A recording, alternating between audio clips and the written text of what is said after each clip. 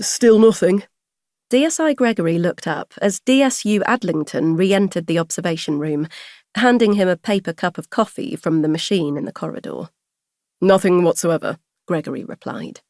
Together they looked at the woman on the other side of the one-way glass. For 10 minutes she had not moved.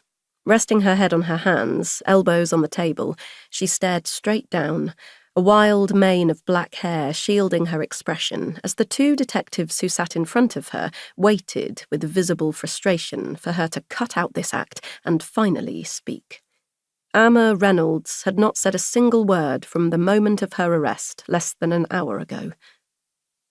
I want to remind you that you have every right to request to speak to a solicitor, Amma, Lewis Jennings said. No movement, no change in expression, no flicker of comprehension in her face. It was as if Lewis had said nothing at all. Gregory leant forward until his face was almost touching the glass. He was interested to see how Lewis handled this one. The detective inspector was soft on everyone, colleagues, witnesses, and suspects alike. While Lewis's young partner, Chris Baldwin, sat clenching his jaw, struggling to contain his rage, beside him, Lewis watched Amma with concern in his eyes. We're in our rights to keep you here for 36 hours, potentially longer, Lewis said. No one wants that to happen, but we will do it if we have to.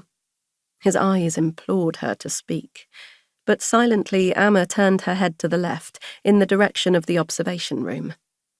Beneath the sweep of unruly hair, her dark eyes flitted around the one-sided mirror, as if searching her reflection for a chance of escape. Gregory imagined their eyes connecting through the glass. Remember me, he thought. Another silence, each one seemingly longer than the last. Where were you this morning, Amma? Lewis asked again, for what felt like the 10th time in under an hour. Amma said nothing. Watching Amma's listless stare, Gregory let out a sigh of frustration through his nose.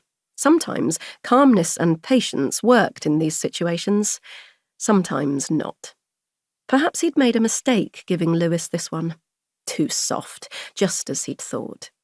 So he felt a deep sense of satisfaction when finally Lewis's partner leant forward across the table and spoke up for the first time in the interview. A police officer has been killed, Amma. We need you to start talking.